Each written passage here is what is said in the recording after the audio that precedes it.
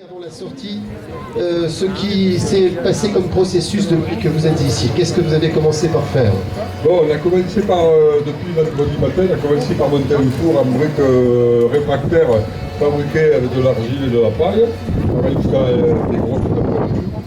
Et après, on a des cuillères pour alimenter le four en oxygène. Ça, c'est pour faire monter la température du charbon. Après, la cuve sert à remplir les briques réfractaires. Parce que ça fait lourd. Là, vous avez une tonne de briques réfractaires. Et la cuve, ça fait 200 kg. Donc, pour transporter, ça, c'est pas trop lourd. Et ensuite, bon, on a commencé à allumer le feu pour faire sécher les briques, tout ça. Et après, ce matin, de 9h, même 8h30, on a commencé à faire chauffer le fond du four pour déshydrater. Et après, on a mis rempli petit à petit de charbon de bois jusqu'à la hauteur de la cuve.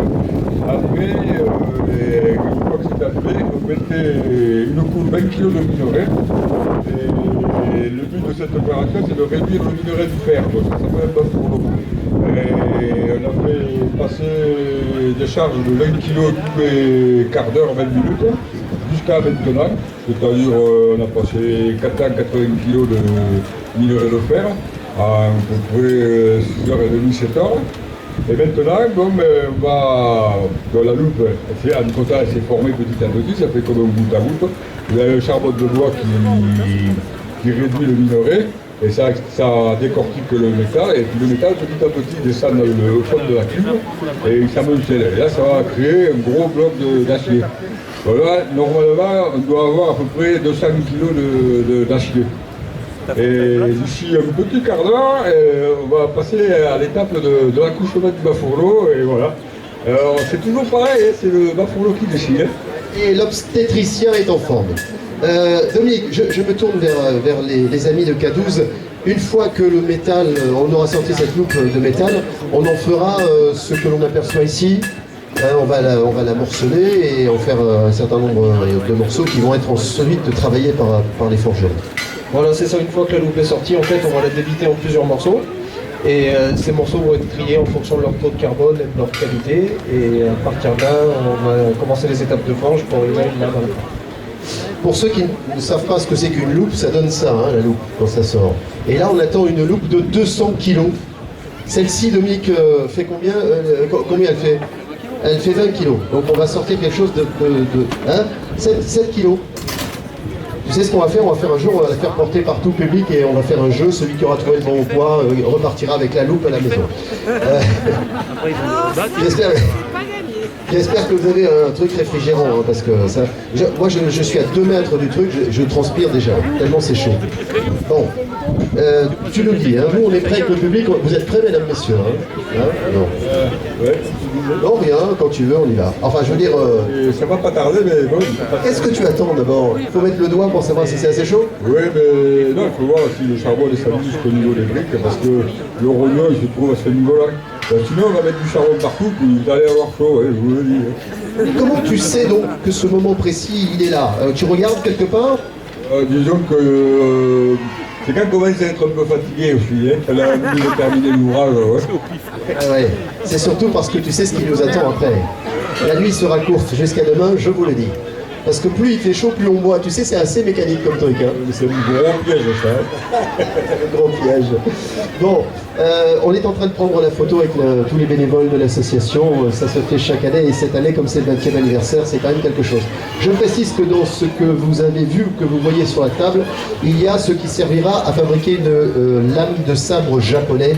Tu es quand même devenu l'un des spécialistes en la matière.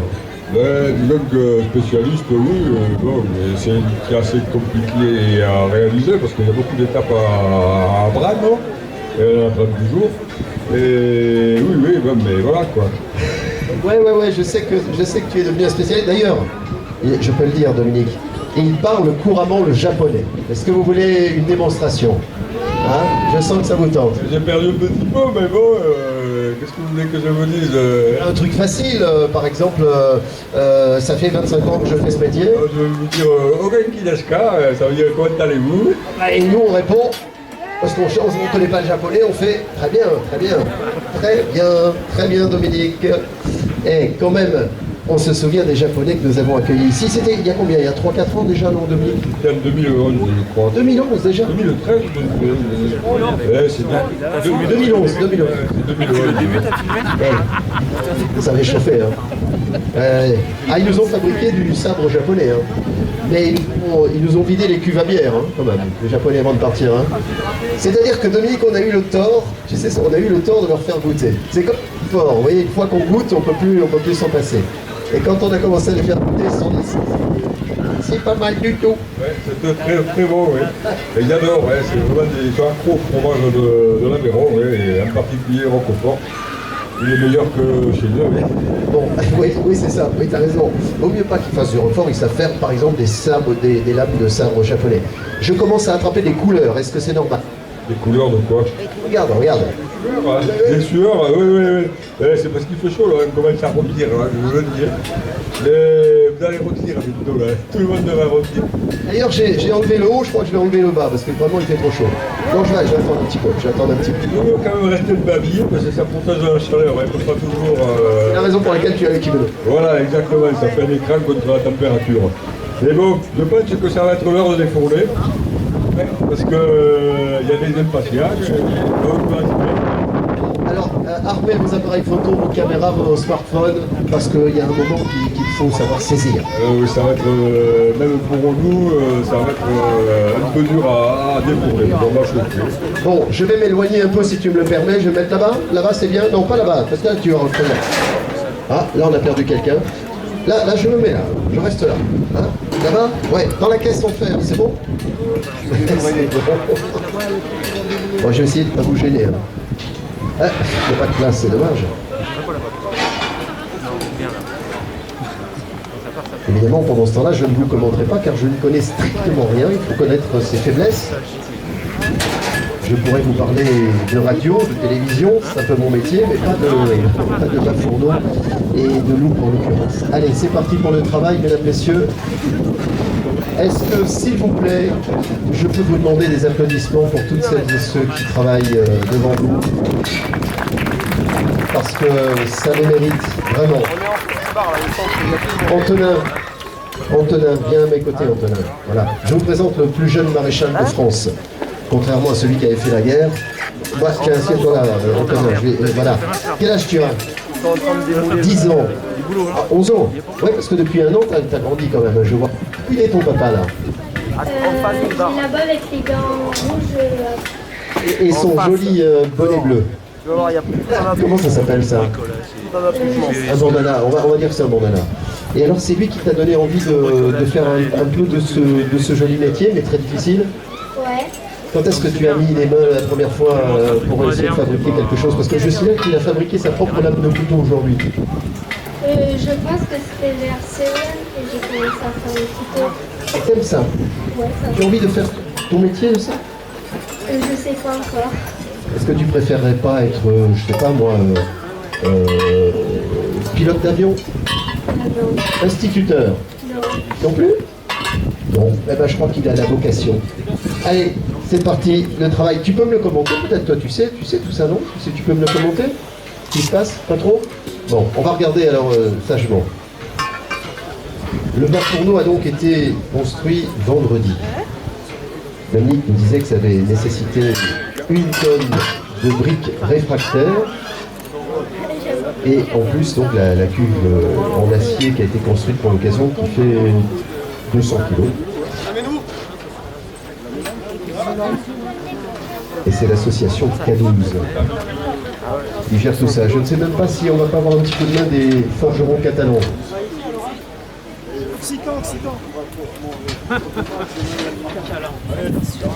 Oh, regardez, la fusion.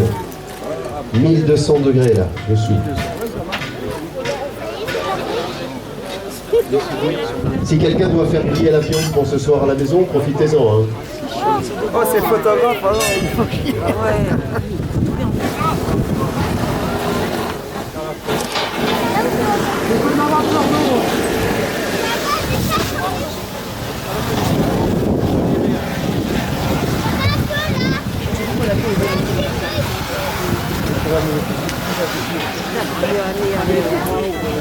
Allez.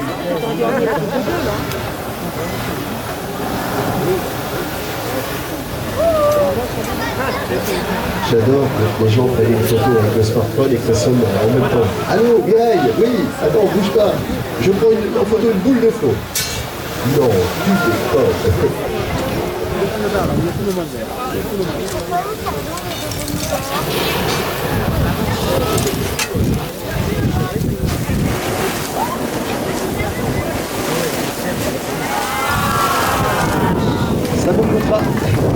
Ça vous coûtera 3 bières pour lui. Hein.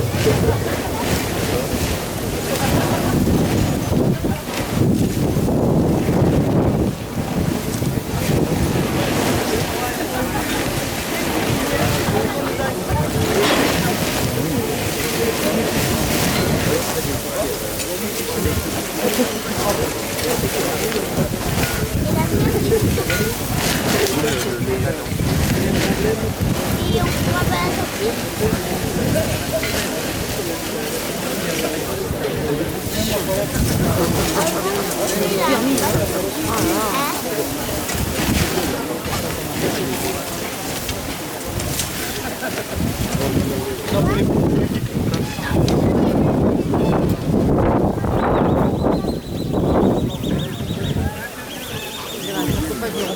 Et si quelqu'un n'a pas eu le temps de prendre la douche, on tournera le jet, hein, vous faites signe. Crémation des Moi, je vais voir La grosse bébête est à l'intérieur. Hein. Alors, voyons voir. Destruction du bas pour l'eau. Les pierres réfractaires vont tomber les unes après les autres. Il faut trouver cette boule en fusion à l'intérieur. Enfin, une boule, c'est pas forcément une boule. Pas forcément un hémisphère. Un hémisphère.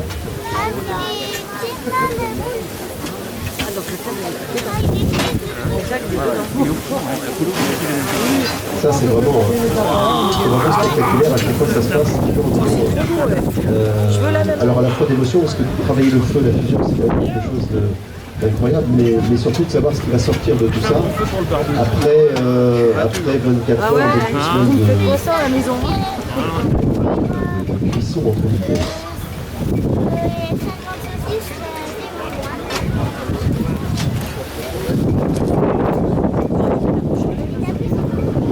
Avec la voici là, on met des cochons de lait. Il y a une chanson qui fait Assis, bonanga, assis. On essaie de pas vous gêner, mesdames, messieurs, mais on fait comme on peut. Hein.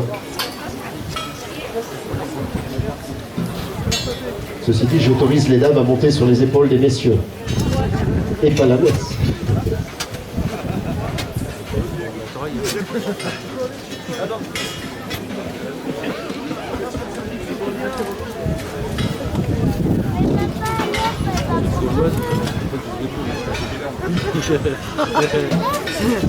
Ça sortirait là. qui va chercher de l'eau avec les enfants la journée. On sent la température qui commence à baisser un peu, hein, ça va mieux. T'aimes pas les bourgeois, ça changerait là. Ça change les bourgeois.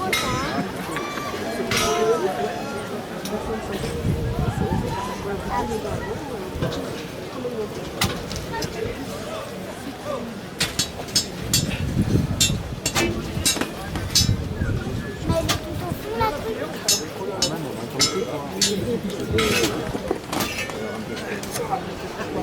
Moi, j'ai des confus là-bas, hein, c'est normal.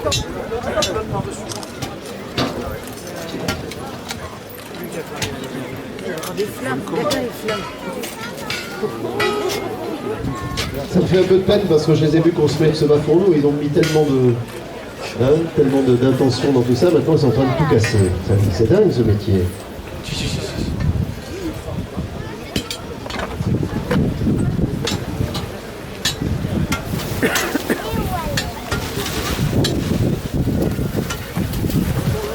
Nous cherchons un objet précieux. Pour l'instant, Dominique, on n'a pas trouvé, on va situer. Où est-ce qu'il est?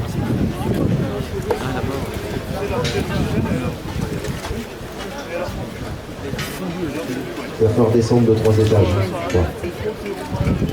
Pourvu qu'elle ne soit pas descendue carrément dans la grotte, parce qu'il y a une grotte en dessous du domaine.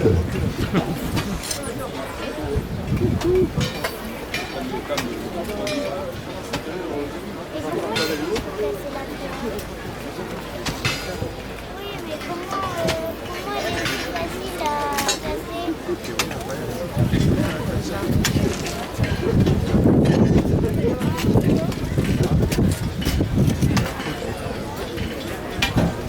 Messieurs, je vous rappelle qu'on a préparé l'apéritif, si vous pouviez vous dépêcher un peu, parce que les cacahuètes vont être froides.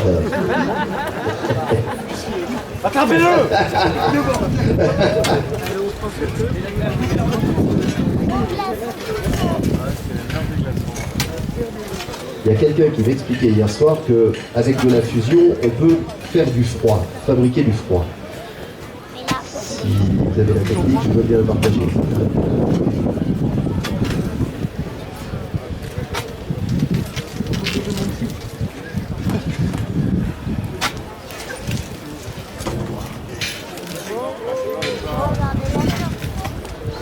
Tu sais, c'est vrai, c'est pas trop la période, mais ça me fait penser à la galette des rois, tu sais, avec une fève à l'intérieur.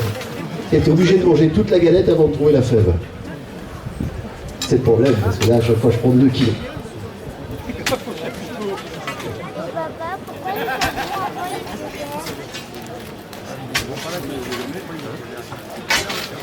Oui, quand ils ont ouvert le four, il est ouvert.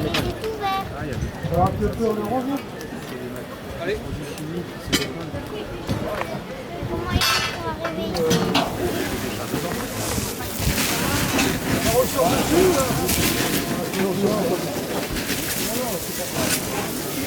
font pour arriver ici? T'as remarqué que ça chauffait un peu là. Hein. On s'est reculé.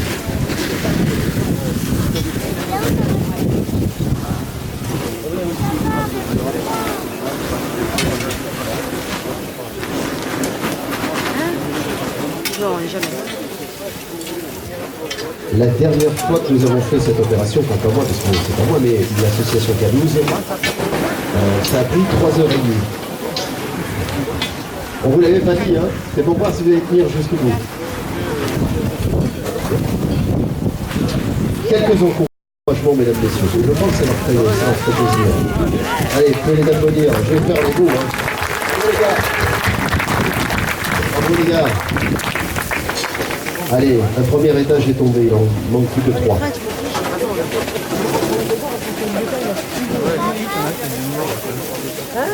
Je te dis, j'ai du noir.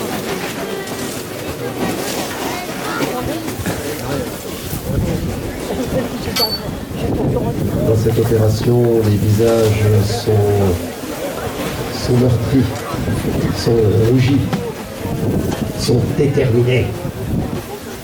Je vais écrire des vers, tiens, ça m'inspire cette affaire.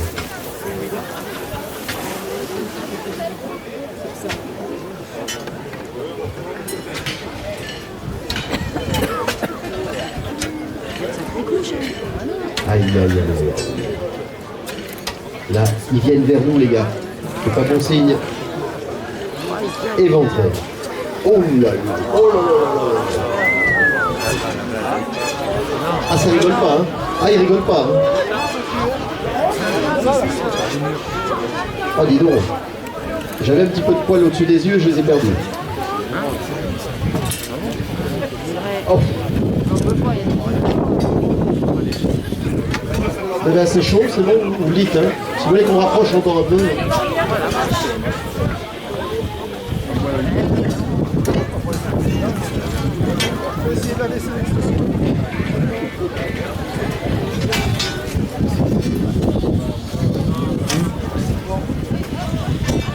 Moi, je suis très inquiet de savoir ce que vous allez trouver à l'intérieur. Pourvu que ce ne soit pas Haroun Tazieff. Je sais que c'est quelque chose qui les met beaucoup. En face de... Moi, je ne vais pas vous commander, mais si vous pouviez un peu taper dans l'autre sens, de l'autre côté, ça nous ferait plaisir. Je sais que vous avez froid. Je sais que vous avez envie que ça réchauffe. En face de là où j'ai pris pour les repas. Il y a tout le monde là, vous sortez de... Là où j'ouvre le four.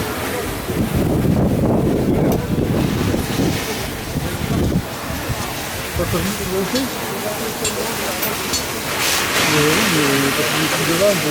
Voilà, heureusement, une intervention opportune de Fred Adair, surnommé le pompier volant.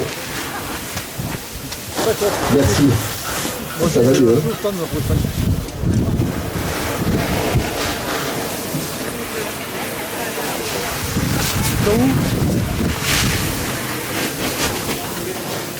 D'accord. Bon, ben, tu vois, ça peut être utile. Ça peut être utile.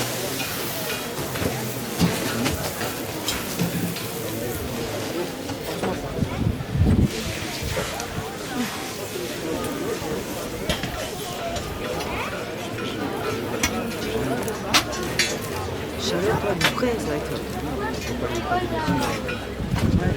Aucune protection, non?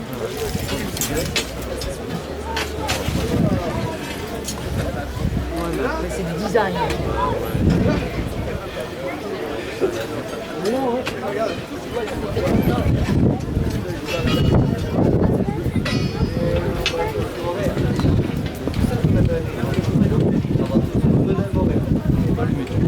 Je trouve finalement que nous avons une espèce de, tu sais, enfin, on résiste, quoi. Une résistance naturelle, tu vois, finalement.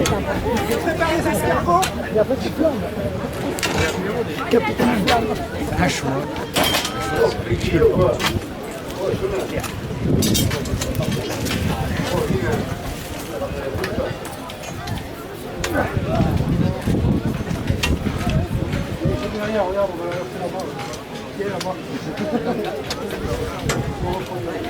Moi, vraiment, si vous manquez de main-d'œuvre, je suis prêt à intervenir. Hein. Mais il faudrait vraiment que vous n'ayez plus personne sous la main pour le faire.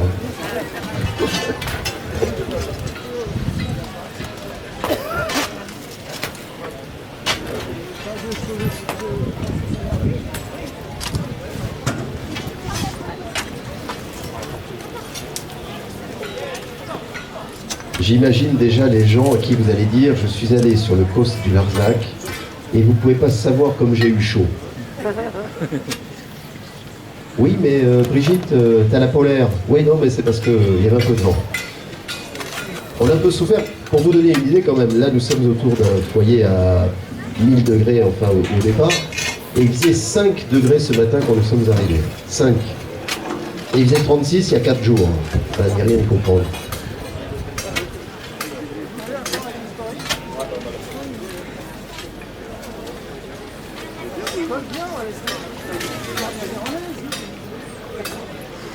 C'est un boulot du salon.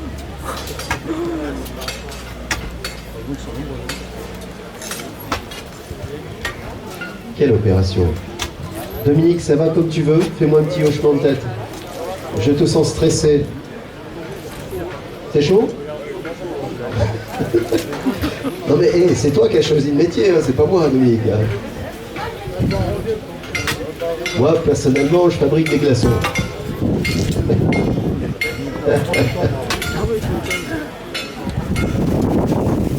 Ce que je n'arrive pas à comprendre, c'est que toi, tu arrives à déterminer si c'est ce que tu cherches ou pas. Moi, je comprends pas. La loupe, elle est dans le tas rouge. Là. Ouais. Ah, tu veux que j'aille la chercher? Oui, ouais, c'est pour ça qu'il faut la décortiquer et tout. Après, on va essayer de la retourner. On a sorti quelques petites, non, les loupes. Petites, les loupes. C'était des petits rognons qui avaient un petit. Ouais, parce qu'il y en a qui restent accrochés, tout ça. Là, on va voir ce que ça va donner. C'est un peu plus pour refroidir, parce que je ne sais pas qu'elle se passe à milieu dans le droit. Le choc thermique pourrait lui nuire. Ben, c'est que c'est ramolli, oui. Comme la fille est ramolli, ça peut tout un peu découler, on ne peut pas, hein. On verra bien. Michel Arnal qui arrive, Michel. On a commencé sans toi, mais ça nous tardait, on avait envie d'avoir chaud. Ça va, Michel? Je disais que cette opération, elle est quand même rarissime. C'est pas tous les jours qu'on a ça sous les yeux, c'est génial. C'est extraordinaire. Elle est rarissime parce que les gens qui savent faire ça le sont. Il y a très peu de gens qui arrivent à contrôler la fusion comme ça sur un plateforme avec cette méthode qui est complètement ancestrale et traditionnelle. Et donc Dominique, c'est le spécialiste de cette pratique. Et pour marquer le 20e anniversaire, Michel, j'ai vu qu'on t'avait offert une petite enclume qui est là-bas derrière. Combien elle pèse? Tu le sais? Je n'ai pas essayé de la soulever, mais les Catalans m'ont dit qu'elle pesait autour de 500 kg. Mais 500 kg, c'est un cube. Après, on va voir ce qui entraîne de sortir de la forge et de leur enclume. Je ne suis pas sûr qu'on arrive à soulever le tout. On remercie les forgerons catalans qui ont réalisé ce cadeau à l'association, bien entendu, un cadeau qui va s'ajouter à toutes les autres réalisations, parce que depuis 20 ans, chaque année, il y a un défi qui est lancé. Je voudrais que tu l'expliques pour les gens qui découvrent Gaillac aujourd'hui et Ferzelam. Tu te souviens de quoi c'est venu cette idée chaque année de réaliser une pièce d'exception?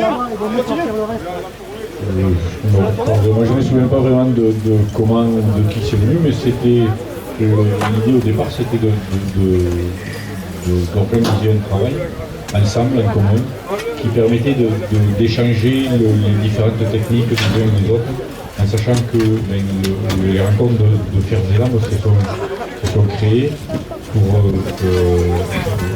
faire travailler ensemble des maréchaux ferrants, des couteliers,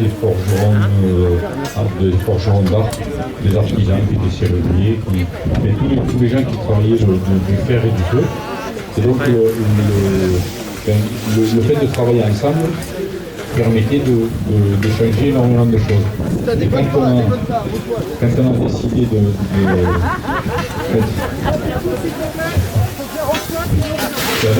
quelqu'un une savonnette pour Philippe là? Non, j'ai pas dit ça. Et donc voilà, la meilleure idée qui est sortie de la vie de tout le monde, c'était que pour échanger au maximum et pour faire les choses ensemble, l'idée c'était de travailler sur un projet commun. Et donc, ça s'est fait comme ça. En tout cas, des pièces que vous pouvez regarder, puisqu'elles sont exposées ici ou là, dans la salle de restaurant ou à l'extérieur. C'est absolument magnifique. 20 ans, quelle belle aventure, Michel. Hein, 20 ans, ça fait un bout de chemin avec tout le monde. Hein. Ouais, c'est extraordinaire. On ne se rend pas compte. Et puis on attend ce rendez-vous avec tellement de plaisir que les années passent et on les compte parce qu'on écrit une date chaque fois sur les programmes ou les affiches qu'on édite. Mais c'est pas ni c'est une lutte de performance, ni c'est on a toujours de plaisir à retrouver tout le monde et même tout le public, tous les gens qui sont autour de nous maintenant. Là, donc c'est vraiment que du bonheur. Et je précise que Michel est maréchal ferrant, donc il sait de quoi il parle. Et avant d'être maréchal ferrant, il était cavalier voltigeur. Et tu étais cavalier. Peut-être pas voltigeur, mais cavalier. Si, même cavalier voltigeur. Mais là, c'est une autre vie. Oui, il a oui. Je mettrais tout dedans. Donc, oui, c'est vrai que au domaine de Gaillac, notre vrai métier, c'est le cheval. Et tout est arrivé là, puisque en fait, c'est en rencontrant des couteliers, des forgerons, autres que des maréchaux, que l'idée est venue justement de créer ces rencontres qui permettaient d'échanger entre nous toutes ces techniques de travail. Et tu nous rappelais hier soir, à l'occasion de l'inauguration, que cette manifestation avait démarré avec peu de moyens, peu de monde, peu d'exposants, peu de public. Je crois que tu nous parlais, moi j'ai pas fait la première, mais vous avez eu la gentillesse de m'apprêter la seconde.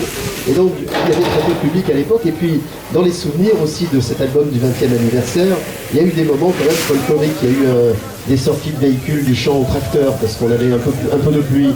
Le vendredi soir, on avait inondation de la carrière, tu te souviens, et il avait fallu balayer, etc. Pas des souvenirs, tu en as plein. Oui, il y a peut-être des bons et des mauvais, mais bon, on se rappelle de tous avec le sourire maintenant, c'est ce qui est le plus agréable. Mais c'est vrai que bon, c'est 20 années d'échange, de travail en commun. Ce qu'on retient le plus, c'est ça, c'est les rencontres, les gens extraordinaires. Bon, Dominique. Les gens extraordinaires qu'on a pu rencontrer tout au long de tous ces festivals et qui restent des amis avec qui on continue d'échanger énormément de choses et avec qui on partage tellement toute l'année hors festival. Un autre solo pour Philippe. Là, c'est lourd, ça. Et